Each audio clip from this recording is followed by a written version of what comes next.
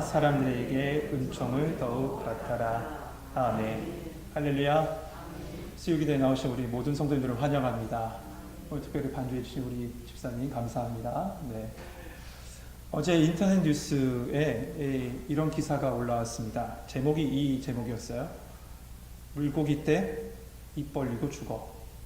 왠지 끌리는 제목이죠. 이 입 벌리고 죽어라는 말이 제 눈에 들어와서 왜 그랬을까 하고 찾아봤습니다. 그랬더니 기사 내용이 이거예요. 창원 앞바다에 있는 그 마산만이라는 곳이 있는데 물고기 떼가 집단으로 폐사했답니다. 근데 그 물고기들이 다 어떻게 했냐면 입을 벌리고 죽어 있었어요. 그래서 왜 그럴까 그 원인을 분석한 결과 이 용존산소라고 하죠. 바닷물에 녹아있는 산소의 농도가 부족해서 이 물고기들이 집단으로 폐사했다는 거예요. 한마디로 숨쉬지 못해서 죽었다는 거죠. 시대의 지성이라고 불렸던 이어룡 교수가 지난 2월에 타계했는데 그가 생을 마감하기 전에 3년 동안 쓴 여러 메모들이 있습니다. 그 메모를 모아서 출간한 책이 있는데 그 책이 눈물 한 방울이라는 책이에요. 제 책상 항상 옆에 놔두는데 그 책에 보면 이런 이야기가 있습니다. 목 속에 숨이 목숨으로 있을 때, 목 속에 숨이 목숨으로 있을 때 세상은 멀리 있는지 가까이 있는지 알 수 없다. 우리말인 목숨이라는 단어를, 그러니까 한마디로 생명을 나타내는 그 목숨이라는 단어를 목 속에 숨이 있는 것으로 이 이어룡 교수는 해석해 놓더라고요.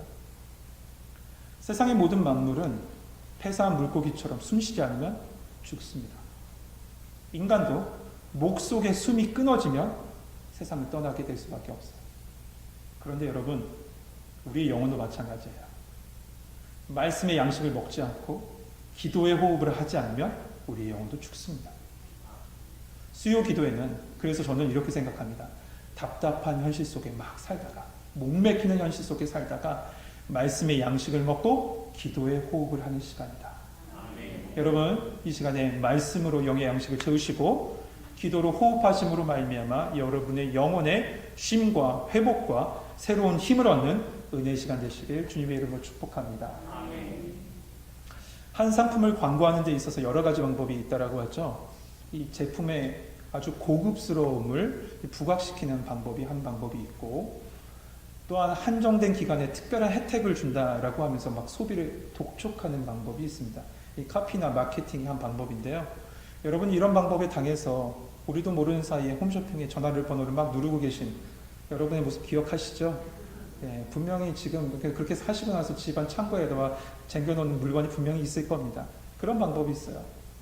또한 이런 방법도 있대요. 눈길을 끄는 네이밍을 계속 반복해서 말함으로 자연스럽게 소비자에게 그 제품을 인식하게 하는 방법이 있어요. 예를 들어서 침대는 과학이다 하면 땡땡 생각나고 별이 5개 하면 뭐 생각나잖아요.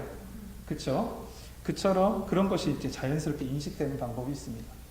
그리고 또 한 가지 방법인데 그것이 뭐냐면 두 상품을 비교하는 방법이에요.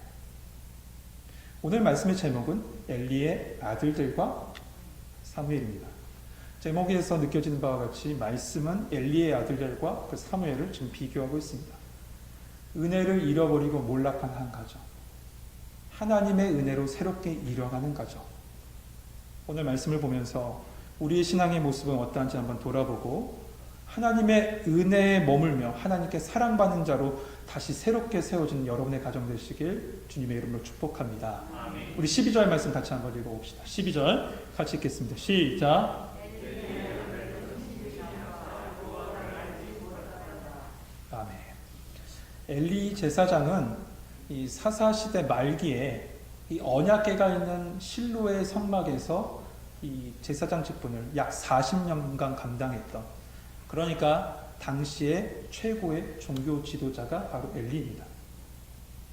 그의 가문은 이 제사장 적통이라고 할 수 있는 아론의 아들 이 이다말의 이 자손이었어요. 한마디로 그냥 아론의 후손이라고 생각하시면 됩니다. 하나님께서 아론과 그의 후손들에게 하나님의 모든 예배의 모든 과정을 맡기셨는데 그들을 홀로 제단에 올라와서 이스라엘을 대신해서 분양하게 하는 그런 막중한 사명을 이 아들들, 아론의 후손들에게 주셨습니다. 그로 인해서 이스라엘 민족의 모든 드려지는 제사는 이들이 담당했고요. 그러므로 말미암아 특히 화제를 드린 후에, 그러니까 예물을 드린 후에 바쳐진 예물의 일부를 가질 수 있는 특권 또한 이들에게 주어졌어요. 그러니까 막중한 사명이 주어지고 그 사명에 따른 특권이 그들에게 주어진 거죠. 그런데 이 엘리의 두 아들들의 모습은요, 사명은 감당하지 않은 채 그냥 특권만 누리는 그런 모습이에요. 이를 성경은 뭐라고 표현하냐면 12절에 보니까 행실이 나쁘다라고 표현해요. 행실이 나쁘다. 여러분, 그런데 이 행실이 나쁘다는 표현 우리가 2주 전에 함께 나눴는데 여러분 기억하십니까? 모르시죠? 한나가 실로에 올라와서 가슴이 막 푹받치는 그 감정을 누르면서 소리내지 않고 막 기도하고 있었을 때입니다. 그 모습을 바라봤던 엘리가 이 한나가 술 취한 줄 알고 이렇게 얘기하죠. 너 언제까지 취해 있었냐? 독주와 포도주를 끊으라 라고 얘기합니다. 그러자 한나가 뭐라고 얘기합니까? 당신의 여종을 악한 여자로 여기지 말옵소서. 이렇게 얘기해요. 근데 이 말을 히브리어로 보면 바트 벨리야알이라고 얘기합니다. 바트 벨리알. 바트는 딸이란 뜻이고 벨리알은 지난번에도 말씀드렸지만 고린도 후서에 나온 그리스도와 벨리알이 어떻게 조화를 이루며 라고 했을 때 그 악의 근원, 사단을 상징하는 벨리알이 바로 벨리야알이란 말입니다. 그러니까 한마디로 저를 사단의 딸로 여기지 마옵소서. 저는 그런 사람이 아닙니다. 라고 이 한나가 얘기했던 겁니다. 그런데 오늘 본문에 그 단어를 그대로 사용하고 있습니다. 바로 행실이 나쁘다는 단어가 그 단어예요. 원어를 보면 이 행실이 나쁘다는 단어를 어떻게 쓰냐면 아들들이라는 단어를 써서 베네이라는 단어를 씁니다. 그리고 벨리야를 그대로 써요. 그러니까 합치니까 베네이 벨리야이라고 쓰여 있던 거죠. 이 말은 뭡니까? 엘리의 아들들 홈리와 비느하스는 지금 사단의 아들 노릇하고 있다는 거예요. 제사장이 사단의 아들 노릇하고 있다라고 말씀을 증거하고 있죠. 왜 그렇습니까? 말씀해 보면 여호와를 알지 못하더라. 하나님을 알지 못하기 때문에 그래요. 그런데 여러분, 원어 성경이나 영어 성경에는 단순히 알미 부족해서 하나님에 대한 그 지식이 부족해서라고 얘기하지 않아요. 뭐라고 이렇게 번역해 놨냐면 그렇게 써 있습니다. 여호와를 여호와로 여기지 않고 하나님이 계신데 하나님이 계시지 않는 것처럼 살아갔다. 이렇게 써 있습니다. 제사장이 하나님을 하나님으로 여기지 않고 하나님이 그 앞에 서 계신데도 하나님 앞에 서 있는 것처럼 행동하지 않았다는 거예요.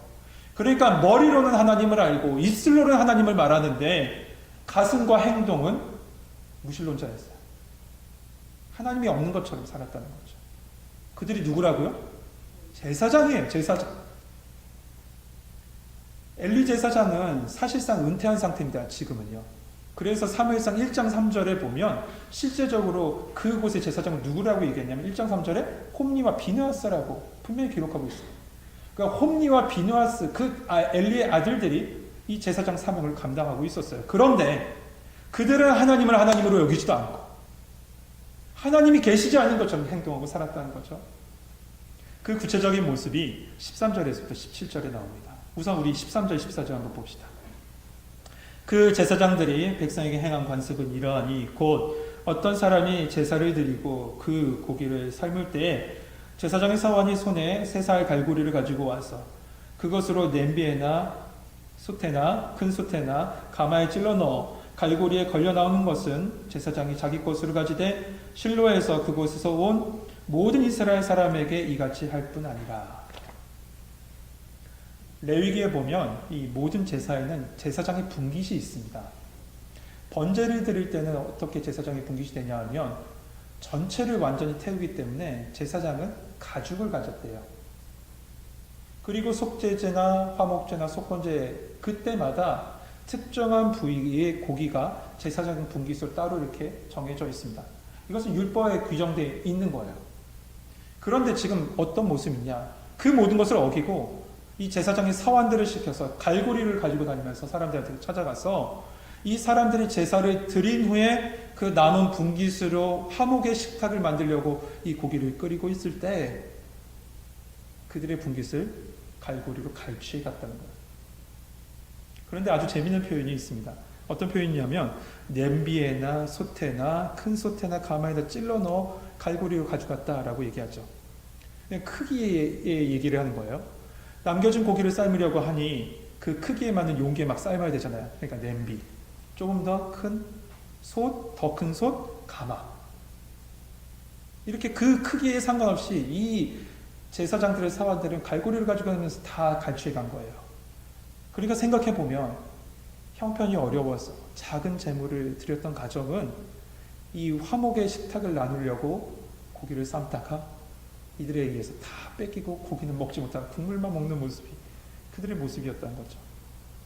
그런데 여기로 끝나지 않아요. 이들의 죄악은요. 15절 한번 같이 한번 읽어보죠. 15절 같이 읽겠습니다. 시작.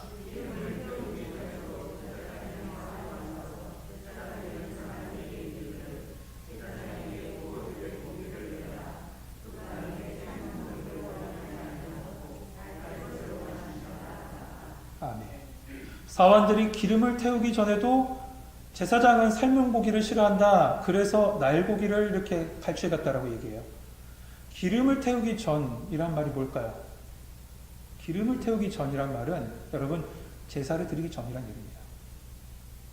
그러니까 당연히 사람들이 이렇게 말하죠. 16절에 그 사람이 이르기를 반드시 먼저 기름을 태운 후에 내 마음에 원한 대로 가지라. 예물을 하나님께 드리는 게 먼저다. 그 후에 니들 원하는 대로 갖고 가라. 사람들이 이렇게 얘기한 거예요. 누가 이런 얘기를 했다고요? 사람들이, 백성들이요. 백성들이 도리어 하나님의 말씀 따라 예배를 드리십시오라고 한 거예요. 백성들을 올바른 예배의 방향으로 인도해야 될 제사장은 도리어 예배를 다 무시하고 있는데 백성들은 올바른 예배를 제사장에게 지금 제안하고 있는 겁니다. 하지만 사환들은 어떻습니까? 그 말을 듣지 않아요. 그리고 억지로 빼앗으리라 라고 얘기합니다. 이 말은 협박하고 폭력을 행사했다는 의미입니다. 협박하고 폭력을 행사하면서 그 사람들의 것을 갖고 갔어요. 말씀은 이러한 이 홈리와 비느하스의 모습을 13절에 이렇게 표현합니다. 백성들에게 행한 관습은 이러하니라. 관습이래요. 이 관습이란 말 히브리어가 뭐냐면 미슈파트라는 단어를 써요. 근데 이 미슈파트라는 단어가 뜻이 여러 가지입니다. 첫 번째는 재판이라는 뜻도 있어요. 두 번째는 공의라는 뜻도 있고요. 세 번째는 제도라는 뜻도 있습니다. 그리고 오늘 본문에서 사용하는 건 어떤 의미가 강하냐면 사람이 그 위치에 마땅하게 행동하는 것, 그 위치에 마땅히 행동하는 것, 제사장으로 마땅히 행동하는 것, 그런 데 의미를 가져요. 그러니까 제사장으로 절대 하지 말아야 할 것을 미슈파트, 마땅히 당연한 일로 이들은 여기면서 행했다는 거예요. 잘못된 일을 마땅한 일로 여기면서 행했다는 거예요. 왜일까요? 자신이 미슈파트예요. 재판장이에요. 자신이 미슈파트예요. 자신이 공의예요. 자신이 제도 자체이기 때문에 그래요. 본인이 하나님의 자리에 올라가 있는 거죠. 그러니까 자기 마음대로 했다는 거예요. 이 모든 건 17절에 아주 결론적으로 요약해서 이야기합니다. 17절 말씀 보면 이 소년들의 죄가 여호와 앞에 심히 크면 그들이 여호와의 제사를 어떻게 했다고요? 멸시했대요. 멸시했대요. 이들의 죄는 하나님 앞에 심히 큰 죄악이었는데 그 이유는 제사를 멸시했기 때문이라고 했어요. 스스로 예배의 주인이 됐고 스스로 예물의 주인이 되니 하나님께서 받으실 예배와 영광을 홈리와 비느하스가 갈취하고 가르친 겁니다. 특별히 여러분 여호와의 제사는 어떤 의미가 강하냐면 죄사함의 은혜가 강합니다. 그렇죠. 죄사함이에요. 그런데 이를 멸시했다는 것은 십자가에서 그의 피로 말미암아 속량 곧 죄사함의 은혜를 주신 예수 그리스도를 멸시하고 부정하고 그 구속의 은혜를 가로막고 있는 12절에 말씀한 대로 정말 사단의 모습처럼 그들은 행동하고 있었다는 거죠. 반면에 비교되는 모습이 있어요. 바로 누구의 모습입니까? 사무엘의 모습이에요. 18절 말씀에 사무엘은 어렸을 때 세마포 에봇을 입고 여호와 앞에 섬겼더라 라고 되어 있습니다. 사무엘은 어렸을 때라고 번역된 본문이요. 이렇게 보시는 게 더 정확합니다. 소년 사무엘이 좀 더 정확한 번역이에요. 그렇게 되면 17절하고 18절이 딱 비교되죠. 17절에 보면 이 소년의 죄가, 이 소년은 홈리와 비느하스고요. 바로 18절에는 바로 소년 사무엘, 이 사무엘의 두 모습을 딱 비교하고 있는 거예요. 근데 그 사무엘이 세마포 에봇을 입고 여호와 앞에서 섬겼더라 라고 얘기합니다. 에봇을 입고 섬겼다는 건 제사장 직무를 감당하고 있었다는 거죠. 특별히 여러분, 이 세마포 에봇을 언급했다는 것은 무엇을 의미하냐면 하나님께 대한 전적인 순종을 얘기해요. 전적인 순종을. 여러분, 이 세마포 에봇이요, 격식을 갖추는데 몹시 까다로웠다라고 얘기합니다. 입는 것 자체가 어렵대요. 거기에다 잘 아시죠? 12개의 그 12지파에 상징하는 돌들이 붙여 있으니 얼마나 무겁고 불편한 옷이에요. 그러나 그 옷을 입고 여호와를 섬겼다는 건 뭐예요? 무겁고 불편해도 순종했다는 거예요. 무겁고 불편해요. 더 나아가서 계시록 19장 8절 말씀을 보면 세마포를 무엇으로 의미하냐면 성도에 옳은 행실이다, 이렇게 표현하고 있습니다. 그렇다는 것은 결국 전적인 순종과 올바른 행실로 사무엘은 그렇게 섬겼다는 겁니다. 우리 정은교회, 그리고 이 자리에 나와 예배하는 우리 모든 성도님들, 하나님 앞에 나아갈 때 그 모든 것이 무겁고 힘들고 어려운 일일지 모르지만 그것을 전적으로 순종하고 올바른 행실로 하나님께 나아갈 수 있는 우리 성도님 되시길 주님의 이름으로 축복합니다. 성령께서 그렇게 살아주실 줄 믿습니다. 그런데 이런 사무엘 뒤에는 함께 했던 사람이 있어요. 바로 그의 모친 한나입니다. 한나예요. 그녀는 매년 제를 드리러 올라갈 때마다 성경에 보면 겉옷을 지어 입혔대요. 근데 여러분, 이 겉옷, 우리가 있는 이런 자켓, 이런 것을 이야기하는 게 아니라 제사장으로 쓸 수 있는 제사장 직무를 위한 특수한 옷을 이야기할 때 이 겉옷이란 말이 계속돼요. 사무엘상에 보면. 나중에 보면요, 이런 내용도 있습니다. 여러분, 사울이 하나님께 기도하지만 기도가 막히자 엔돌의 신적 들린 무당한테 가죠. 그 신적 들린 무당한테 갔을 때 그 무당이 누구를 일으키냐면 죽은 사무엘을 일으킵니다. 근데 그 사무엘을 일으켰을 때 그 무당이 사무엘의 겉옷을 보고 사무엘인 줄 알았다고 했어요. 성경 말씀 정확하게 그의 겉옷을 보고 사무엘인 줄 알았다. 그러니까 이 겉옷을 상징하는 것은 제사장을, 사무엘을 특별하게 상징하는 모습이에요. 그런데 지금 이 겉옷을 매번 이 한나가 지어서 매년 갖다 줬다는 거죠. 여러분, 지금이야 옷을 만드는 건 그나마 조금 많이 편리해졌잖아요. 하지만 당시 우리 조선시대만 생각해도 그렇지 않습니까? 한나가 어떻게 했을까요? 당시 그 사무엘을 생각하고 오랜 시간 땀과 수고로 그 모든 것을 만들었겠죠. 그만큼 정성으로 제사장 역할을 감당하는 그 사무엘을 지금 한나는 뒤에서 돕고 있는 겁니다. 겉옷을 매년 올려드리면서요. 그런데 이 겉옷을 드렸다는 의미는 또 다른 의미가 있어요. 여러분, 인류 최초의 옷이 어떤 옷인지 아세요? 잘 아시잖아요. 맞아요. 나뭇잎으로 만든 옷이에요. 인류 최초의 옷. 코코 샤넬이 만든 옷이 아닙니다. 네, 인류 최초의 옷은 나뭇잎으로 만든 옷. 선악과를 먹고 그 수치를 느껴서 만든 옷이잖아요. 그러나 하나님께서 그 불완전한 옷을 다 벗겨버리시고 가죽으로 옷을 만들어 입히셨습니다. 짐승을 죽여서 그 가죽으로 우리를 덮으신 거예요. 이것이 바로 제사제도의 시초가 됩니다. 제사제도의 시초가 돼요. 그러나 이 제사 또한 완전하지 못하죠. 그래서 어떻게 했어요?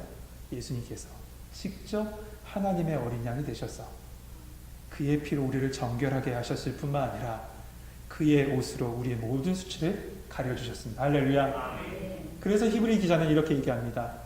염소와 송아지의 피로 하지 아니하고 오직 자기의 피로 영원한 속죄를 이루사 단번에 성소에 들어가게 하셨느니라. 그래서 오늘 본문에 오늘 한나가 매년 사무엘의 옷을 지어 입혔다는 것은 바로 예수 그리스도의 십자가의 은혜를 지금 예표하고 있는 겁니다. 그리고 또한 그 길을 예비하고 있는 사무엘, 그 사무엘이 이렇게 세워졌다, 그 길을 예비한 자로 사무엘이 세워졌다는 것 또한 오늘 본문에서 나타나는 거예요. 이렇게 주님의 길을 예비한 자로 세워진 사무엘, 근데 그 사무엘은 하나님께 드린 바 됩니다. 그러자 하나님은 엘리를 통해서 한나를 축복하시는데 뭐라고 축복하시냐? 20절 21절 봅시다. 엘리가 엘가나와 그의 아내에게 축복하여 이르되 여호와께서 이 여인으로 말미암아 내게 다른 후사를 주사 이가 여호와께 간구하여 얻어 바친 아들을 대신하게 하시기를 원하노라 하였더니 그들이 자기 집으로 돌아가매 21절에 여호와께서 한나를 돌보시사 그로 하여금 임신하여 세 아들과 두 딸을 낳게 하셨고 아이 사무엘은 여호와 앞에서 자라니라. 근데 이 말씀 가운데 굉장히 재미있는 표현이 하나 있는 게 20절 중간에 보면 얻어바친이라는 말씀이 있죠. 근데 이 말씀이 단어적으로 보면 이렇게 담보로 드려진이라는 뜻도 있대요. 그러니까 하나님께 사무엘을 담보로 드려졌는데 하나님은 그것에 더 큰 은혜로 한나를 갚아주셨다는 거죠.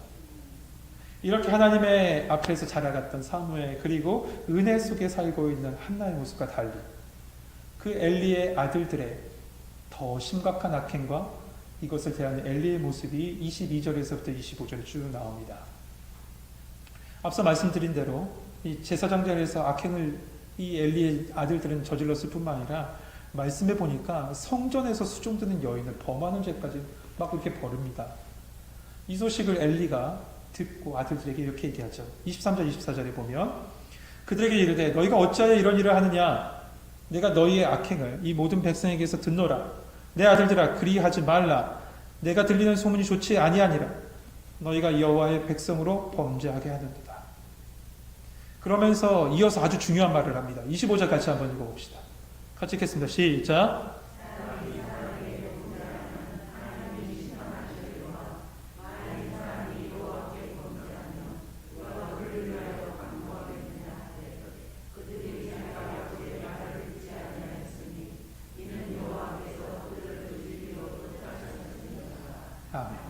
사람이 사람에게 범죄하면 하나님이 심판하시려니와. 여러분 여기서 심판이라는 단어는요 정확하게 하면 중재자라는 뜻입니다. 그렇다면 말씀이 조금 달라지죠. 사람이 사람에게 범죄하면 하나님이 중재자로 서신다는 거예요. 그런데 그 중재자 대신 하나님 곧 예수 그리스도를 대적하면 누가 중재자로서 너희를 위해서 강구할 것이냐. 이렇게 아주 강하게 엘리가 지금 책망하고 있는 거예요. 하지만 이들은 듣지 않아요. 여러분 하나님의 말씀이 들려질 때 돌아가는 것이 은혜인 줄 믿습니다. 그렇지 않으면 내 고집과 내 아집에 무너질 수밖에 없어요. 엘리의 아들들이 그랬다니까요. 결국 말씀의 끝은 보면 그들이 기다리고 있는 것은 영원한 사망뿐이었습니다. 반면에 사무엘은 어떻습니까? 그 다음 절이 26절에 보면 아이 사무엘이 점점 자라매 여호와와 사람들에게 은총을 더욱 받더라 라고 되어 있습니다. 혹시 여러분 이 말씀 어디서 많이 본 것 같지 않으세요? 아이가 점점 자라매 여호와 사람 앞에서 은총을 더욱 받더라. 맞아요. 예수님이에요. 예수님께서 성장하실 때의 모습을 표현했던 누가복음 2장 52절의 말씀과 비슷합니다. 예수는 지혜와 키가 자라며 사람과 하나님 앞에서 더욱 사랑스러워 가시더라. 이 말씀이 오버랩되고 두 말씀이 비슷한 것은 사무엘은 그만큼 하나님께 얼마나 합당한 자로 서 있는지를 보여주는 거고요. 그뿐만 아니라 더 나아가서는 계속 강조되는 바죠. 예수님의 길을 예비하는 자의 삶의 모습이 사무엘의 모습을 통해서 드러난다는 겁니다. 사랑하는 성도 여러분, 오랜 세월 제사장 직분을 감당한 엘리 그리고 그의 아들들, 그런데 그 아버지는 영적인 눈이 어두워지고 늙어서 어두워졌다라고 표현되어 있습니다. 육신의 눈만 아니라 영적인 눈이 어두워졌습니다. 그 아들들은 스스로 하나님의 자리에 올라가서 악행을 저지르고 있어요. 이 엘리 가정의 모습, 그 속에서 혹여나 우리의 모습은 없는지 한번 보길 원합니다. 여러분 이 모습은 단순하게 교육자들의 문제가 아니에요. 왕같은 제사장으로 부름받은 우리 모든 신앙의 문제입니다. 신앙의 연수만 생각하고 영적으로 우리는 잠자고 있지는 않은지요. 나 몇 년 믿었고 모태신앙이고 얼마나 있었는지, 또한 나의 직분과 하나님에 대한 지식만 가지고 스스로 주님의 자리에 앉아있지는 않은지 우리는 우리 자신을 한번 돌아봐야 돼요. 여러분 오직 은혜 그리고 그 순종으로 살아갔던 한나와 그 사무엘의 모습, 그 신앙의 걸음이 저는 우리 모든 성도들이 거듭되길 소망합니다. 아멘. 그래서 주님의 영광을 드러내고 주님의 은혜 안에 머물며 주님께 사랑받는 자 아닙니까? 여러분 주님께 사랑받는 자면 여러분 인생의 정답 다 끝나버리는 거예요. 모든 문제 다 끝나요. 우리 청운교회 그리고 이 자리에 나온 우리 기도회 자리에 나온 성도 여러분, 주님의 사랑받는 여러분의 가정 되시길 소망해요. 아멘. 주님께 사랑받으면 여러분의 모든 인생 문제도 풀려집니다. 그런 축복이 여러분과 함께하길 주님의 이름으로 축복합니다. 우리 이 시간에 함께 말씀 붙잡고 기도합시다. 하나님, 우리의 모습 속에 하나님 아버지여 그 직분과 하나님 신앙의 연수만 생각하고 나서 우리의 모습이 혹시 엘리나 그의 가정의 모습이 있지 않은지 한번 돌아보길 원합니다. 영적으로 잠자지 않게 하옵소서. 하나님이 서 계시고 하나님이 있어야 될 자리에 내가 있지 않게 하여 주시고 오직 은혜와 감사와 순종으로 살아갔던 한나의 가정과 사무엘처럼 우리의 걸음도 그런 믿음의 걸음 되게 하여 주셔서 우리의 삶을 통해서 주님의 영광 드러나게 하여 주시고 그 은혜 안에 머물며 특별히 하나님의 사랑받는 가정들 될 수 있도록 도와달라고 우리 한 목소리로 함께 기도하겠습니다. 기도하겠습니다. 사랑이 많으신 하나님 감사합니다. 주님 말씀 주셔서 감사합니다. 말씀은 우리 인생의 거울이며 내 삶의 거울이며 우리의 신앙의 거울입니다. 우리의 연수가 오래됨으로 말미암아 하나님 아버지 영적으로 잠자고 있지는 않은지 한번 돌아보며 하나님 내 직분과 하나님에 대한 지식만 가지고 혹여나 하나님 아버지 주님이 계셔야 될 자리에 내가 주인 되어 살고 있지 않은지 하나님 아버지 돌아봅니다. 주여 내 인생의 주인 되어 주옵소서. 주님 나를 살아주시옵소서. 나는 죽고 예수로 살게 하여 주시고 하나님이 살아주시고 주 하나님 아버지 참된 평강이 있음을 매일매일 고백하며 믿음으로 살아가게 하여 주옵소서. 모든 것이 은혜며 모든 것이 하나님 앞에 순종하며 살아갈 수 있도록 도와주옵소서. 그래서 하나님 아버지 주님의 영광 가운데 주님의 영광을 드러내고 하나님의 은혜에 관해 머물며 주님의 사랑을 하나님 아버지 듬뿍 받고 살아가는 믿음의 성도들 되게 하여 주시옵소서. 사랑의 하나님, 우리로 말씀의 거울 앞에 서게 하시니 감사합니다. 두 말씀을 비교하면서 우리의 삶이 어떤 모습 가운데 서 있는지 다시 한번 보게 하신 하나님, 신앙의 연수만 믿고 영적으로 혹여나 지금 캄캄한 어둠 가운데 있는 자가 있다며 그 영적인 눈을 뜨게 하여 주셔서 오직 주님 바라볼 수 있도록 도와주옵소서. 혹시 하나님께서 계셔야 될 자리에 내가 서 있지 않은지 한번 돌아보길 원합니다. 주님이 주인 되어 주옵소서. 정말 입술의 고백이 아닌 내 마음의 고백으로 하나님 나는 죽고 예수로 살아갑니다. 주님이 살아주십니다. 매 순간 믿음으로 고백할 수 있는 우리 성도들 되게 하여 주옵소서. 그래서 하나님 그 은혜에 감사하게 하시고 주님의 말씀에 순종하게 하여 주시며 매 순간순간마다 주님과 동행하는 걸음, 주님의 영광을 드러내고 주님의 은혜 안에 머무는 걸음 되게 하여 주셔서 그의 삶이 언제나 하나님의 사랑이 풍성한 가운데 살아가는 성도들과 가정이 될 수 있도록 도와주옵소서. 하나님 아버지 이 시간에 기도하는 모든 성도들 한 명 한 명 찾아가 주셔서 그의 영혼을 붙잡아 주시고 내가 너를 사랑하노라. 하나님 아버지 저희의 영혼을 이끌어 주시고 말씀으로 저희의 가야 할 길을 보여 주시옵소서. 예수 그리스도의 이름으로 감사하며 기도하옵나이다. 아멘.